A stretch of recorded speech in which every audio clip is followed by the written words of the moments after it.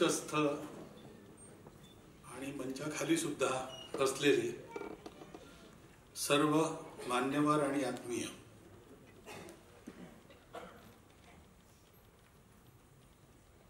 आज गुणगौरवाचा दिवस आहे. या पुरस्कारात निराळ्या गुणांचा गौरव होतो. ते गुण धारण करणाऱ्या व्यक्तींना पुरस्कार मिळतो.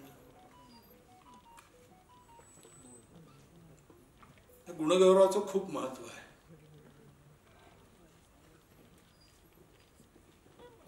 मनुष्य दुसऱ्या मनुष्याशी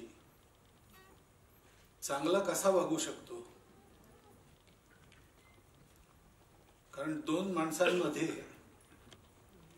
आवडी निवडी वेगळ्याच असतात, परस्पर विरोधही असू शकतात.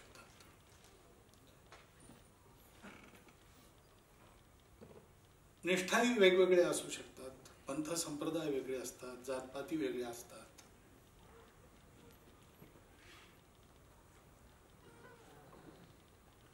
पण पाहण्याची दृष्टी ही काय काय वेगळं आहे आणि काय काय विरोधी आहे ही नसते, ती सकारात्मक असते. काय काय चांगलं आहे ते पाहिजे. आणि त्याच्यामुळे समाजामध्ये इतक्या प्रकारच्या विविधता असूनही समाज एक समाज म्हणून चालतो. आपला अनुभव आहे की वेगळेपणाला धरून जेव्हा काही चालतं तेव्हा त्यातनं भांडणं उत्पन्न होतात. गोष्ट योग्य आहे अयोग्य आहे, केली पाहिजे न केली पाहिजे हा वेगळा, परंतु वेगळेपणाला धरून जेव्हा आपण जातो तेव्हा अपरिहार्यपणे अंतर वाढतं आणि एकतेच्या सूत्राला धरून आपण चालतो तेव्हा अपरिहार्यपणे आपलेपणा वाढतो.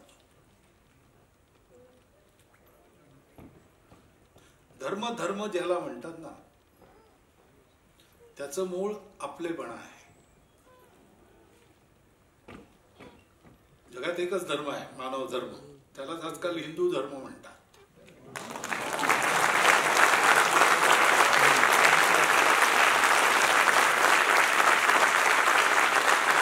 कारण आपल्याला हिंदू म्हणणारे सगळे त्यांच्या पूजा वेगवेगळ्या आहेत आणि त्यात नास्तिक सुद्धा आहेत. त्याच्यात निरनिराळ्या राजकीय विचारांचे लोक आहेत.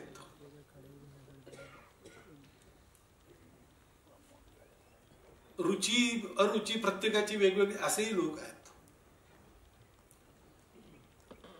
पण हिंदू म्हणायला एकच गोष्ट असते की हे सगळं असून सुद्धा आम्ही सोबत राहून चालू, असं कुठेही नाही.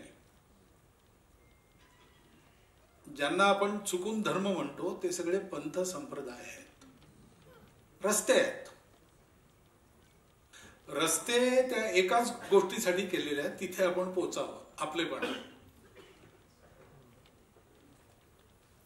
आपल्या इथे धर्माचे 4 पाय सांगतात: सत्य, करुणा, शुचिता आणि तपस. पंथ संप्रदाय पुष्कळ वेगवेगळे आहेत, पण धर्माचं मूळ या 4 गोष्टी. ही चौकट आहे धर्माची. आणि त्यातलं जे सत्य आहे ते सत्य आपल्या पूर्वजांनी ओळखलं की सर्वांमध्ये एकच गोष्ट आहे, किंबहुना एकाच गोष्टीतून सर्व झालेलं आहे. आणि त्याच्यामुळे ते दिसत वेगवेगळे असलं तरी ते एक आहे हे समजलं पाहिजे, म्हणजे सर्व सुखाची प्राप्ती होते. आणि म्हणून त्यांनी ज्या जीवनाच्या धाटणीचा शुभारंभ केला आणि आपल्याला घालून दिली ती अशी आहे की हे सगळं वेगवेगळं असलं तरी सगळ्यांना आपलं म्हणून चाला.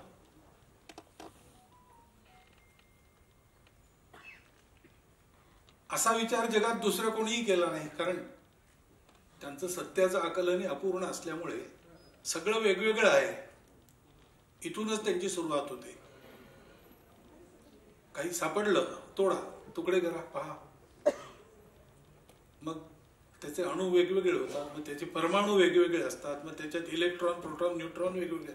तोडत चला तोडत चला तोडत चला. सगळं वेगळं आहे. आणि वेगळं आहे म्हणजे एकमेकाचा काही संबंध नाही, प्रत्येकाचं हित वेगवेगळं आहे. आणि त्याच्यामुळे त्याच्यातनं येणारा कट्टरपणा,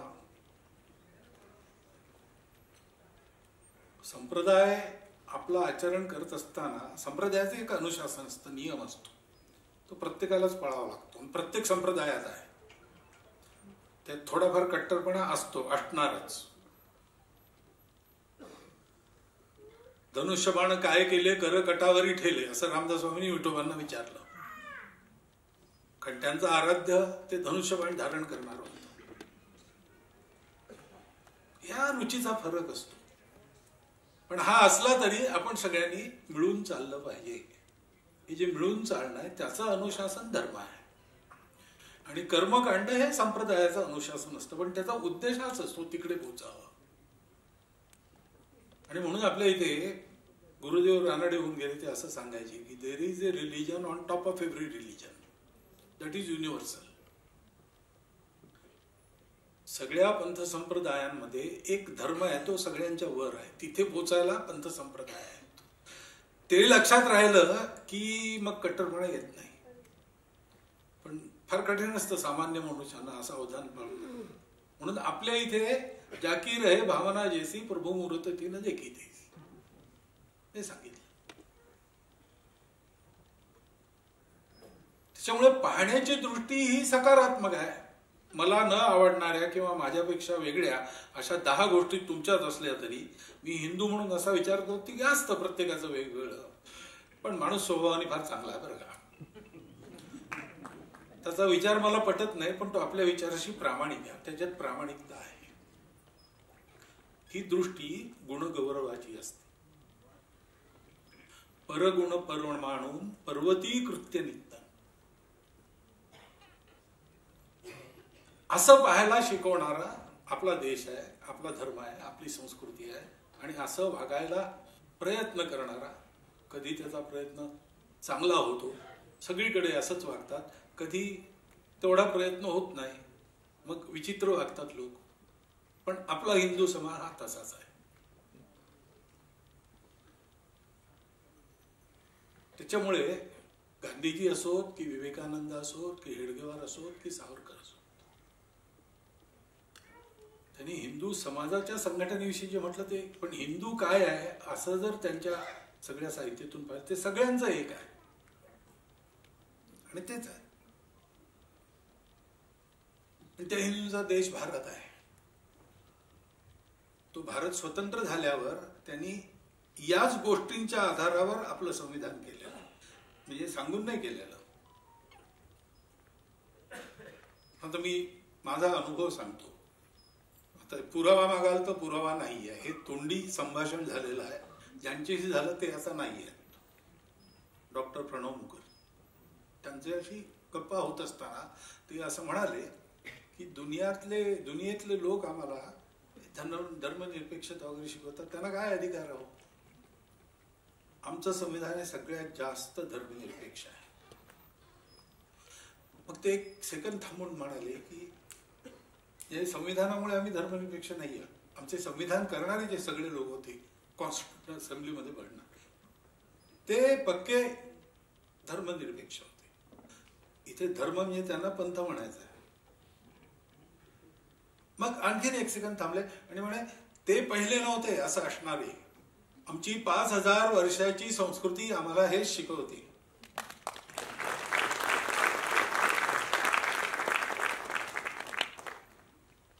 त्याच्यामुळे ही दृष्टी आहे आपली गुणगौरवाची. प्रत्येकातलं चांगलं पाहिजे, चांगलं ते घ्यायचं, वाईट आहे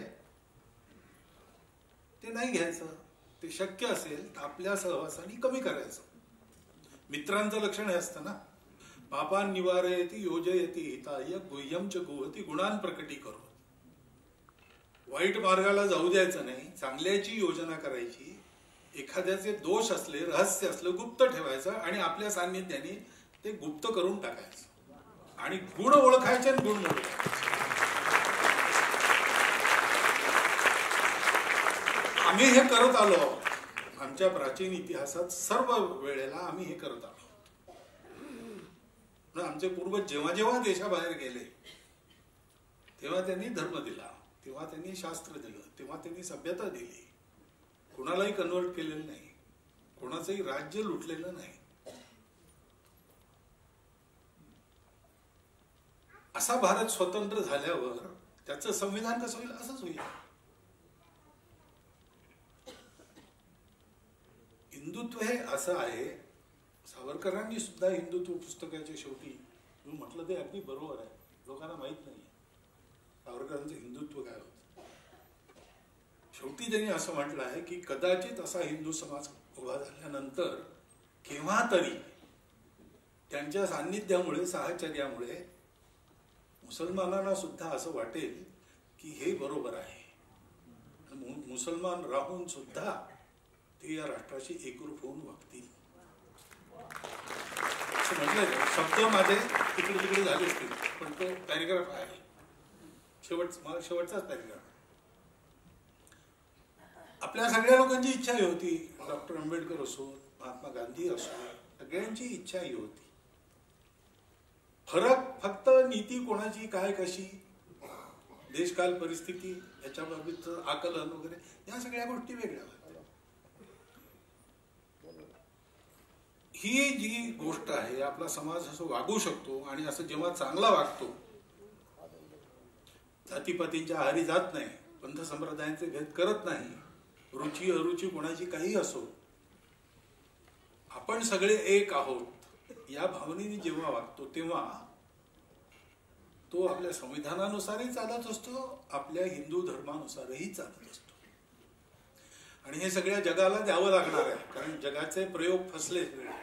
त्यांच्या अपुऱ्या दृष्टीतून जे त्यांनी मनुष्याच्या सुखाकरता म्हणून प्रयत्न केले, त्यातनं ते सुख तर मिळालं नाही, सुविधा पुष्कळ मिळाल्या, वैज्ञानिक प्रगती खूप झाली, पण संहार वाढला, दुःख वाढलं, शोषण वाढलं, मानसिक अशांती वाढली.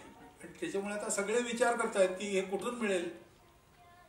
दोन्ही उपाय पाहून झाले, व्यक्तिवादी होऊन पाहिलं, समाजवादी होऊन पाहिलं, ईश्वराप्रती श्रद्धा ठेवणारेही होऊन पाहिलं, नास्तिकही होऊन पाहिलं, विज्ञानवादी होऊन पाहिलं, परंतु उपाय तर नाही मिळाला. मग आता हे कोण देईल? तर हे भारतवर्ष देईल. त्यांच्यापाशी तिसरा मार्ग आहे, हे जगाला माहिती आहे. आपल्याला माहिती की नाही मला माहित नाही. म्हणून भारत स्वतंत्र झाला आणि भारत आता उभा राहतोय, त्याचं प्रयोजनच हे आहे. पण ते प्रयोजन आहे वसुधैव कुटुंबकम. आता विश्वात्मके देवे येणे वाघेने तोष आहे. त्या विश्वात्मक देवाची आराधना जीवनाने करायची, स्वकर्मकुटुंबांच्या मालेनी करायची. तर त्याच्याकरता ही गुणग्राहता वाढली पाहिजे. आजच्या वातावरणात कधी कधी असं ऐकलं मी, ते खरं की खोटं माहित नाही, पण एका शाळेमध्ये मुलांना सांगितलं की तुम्ही तुमच्या पालकांच्या वर्तनात काय चुका आहेत त्या शोधून लिहून काढा आणि दाखवा, होमवर्क. हे नाही शिकवत आपल्याकडे. आपण आपल्या दुसऱ्यांचे गुण पाहतो. दुर्योधनाला सुद्धा सुयोधन म्हणणारा युधिष्ठिर होता.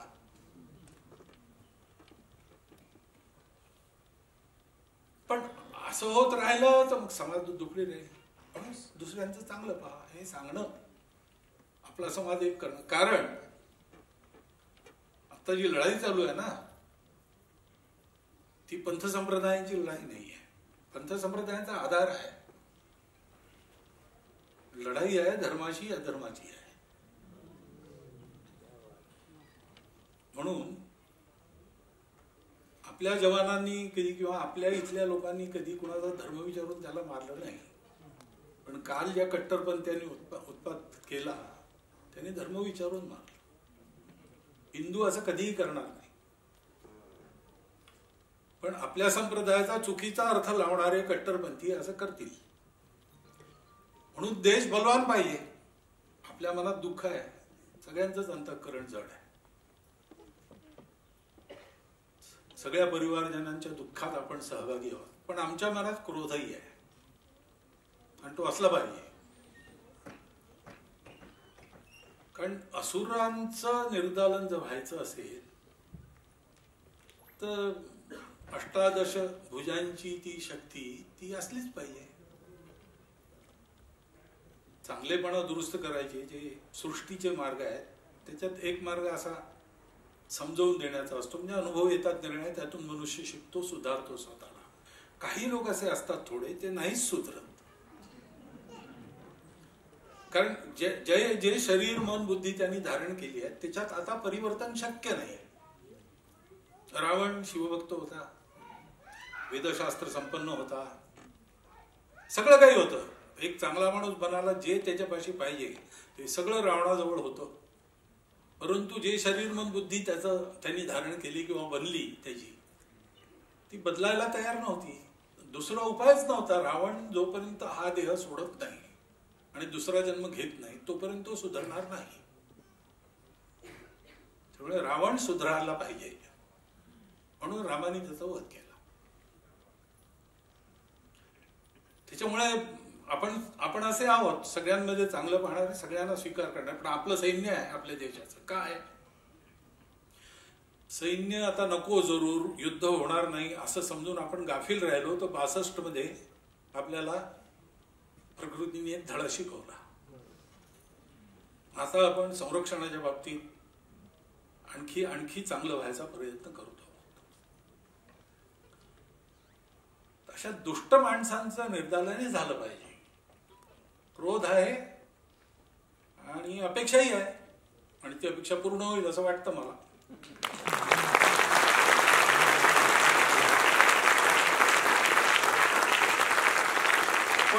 पण हे सगळं का होतं, हे सगळं शस्त्रांच्या भरवशावर नाही होत.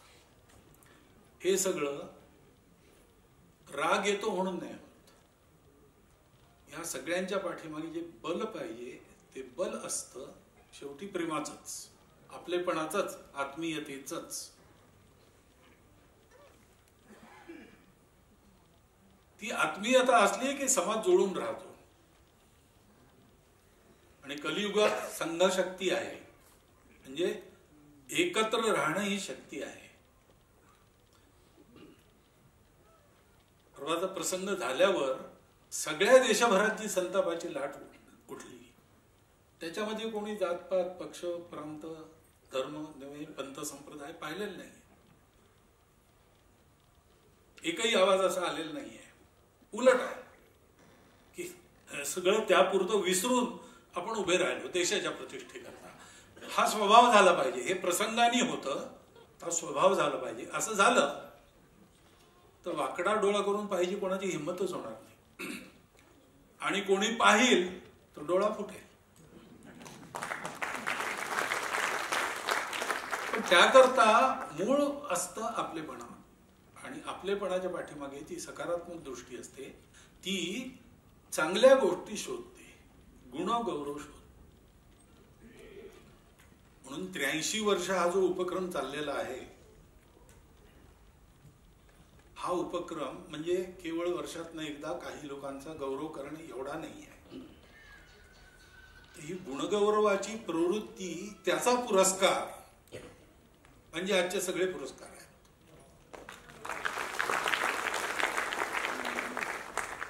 असा गुणगौरव आपणही केला पाहिजे. आपण समारंभ करून करणार नाही, पण आपल्या आजूबाजूला माणसं असतात, त्यांच्यात कोणत्या चांगल्या गोष्टी आहेत ते पाहायचं. चांगल्या गोष्टी आपल्यातल्या आणखी ते मोठ्या करतील असं प्रोत्साहन द्यायचं आपल्या मित्रतेने. म्हणजे जे रावण नाहीत ते सगळे चांगले होते. ते सगळे चांगले झाले की जे रावण असतील त्यांचं राम पाहून घे.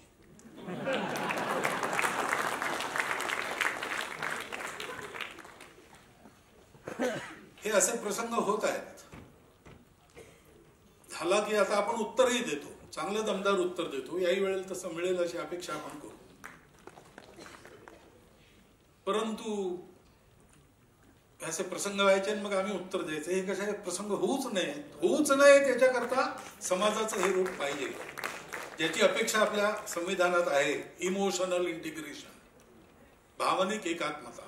भावना कोणची? भावना हीच आपलेपणा. तो आपलेपणा नव्हता म्हणून आमचा पंथ संप्रदाय वेगळा आहे, आम्ही तुमच्याबरोबर राहणं आम्हाला शक्य नाही असं म्हटलं आणि देश तुटला. आपणही वेगळेपण नाहीच. त्यांना हो ठीक आहे तुमचं वेगळं आहे, आम्ही तुमच्यासाठी सोय करू, आम्ही हे सोडू, आम्ही ते सोडू, आमचा झेंडा सोडू, आमचं राष्ट्रगीत म्हणणार नाही तुमच्यावर, असं करत करत देश तोडून दिला. आशा असेल त्याच्या पाठीमागे सगळं ठीक होईल, पण झालं नाही. झाली 75 वर्ष होऊन गेली. परवाच्या पाकिस्तानच्या सेनाप्रमुखांचं भाषण झालं, त्याच्यात पुन्हा त्यांनी द्विराष्ट्रवादाची थिअरी मांडली. हे लक्षात आलं पाहिजे. सगळं जग एक कुटुंब आहे. पंथ संप्रदाय कोणताही असला तरी तो एक ना एक दिवस माणसाला एका सत्याकडे घेऊन जाणार आहे, एकाच सत्याकडे घेऊन जाणार आहे. द्वेष हा आपला स्वभाव नाही, शत्रुता हा आपला स्वभाव नाही, पण मार खाणं हाही आपला स्वभाव नको.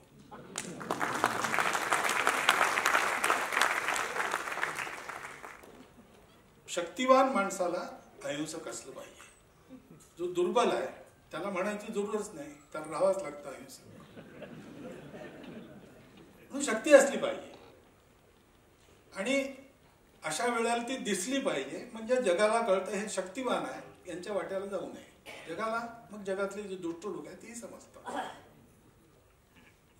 सिंह सकाळी उठून गुहेबाहेर पडला, समोर कोल्हा बसला होता, त्याला पाहून तो पळाला. सिंहाला पण आनंद वाटला की एवढा मोठा मी, माझा धाक सगळेजण, मी जंगलचा राजा आहे. एक ससा दिसला, त्याला बोलून विचारलं का रे जंगलचा राजा कोण आहे सांग. तो थरथर कापत म्हणत तुम्ही जा महाराज. कोण? हा बात जा. असं सुरू झालं. जो भेटेल त्याला जंगलचा राजा कोण. एक हत्ती आला, त्याला विचारलं सिंहाने का रे जंगलचा राजा कोण आहे. त्यांनी आपल्या सोंडेत त्याला गुंडाळलं, सिंहाने फेकून दिलं. पडला, पण जरा कणत धूळ झाडत उठला आणि हत्तीला म्हणाला तू माहित नव्हतं तर इतकं रागायचं कारण काय.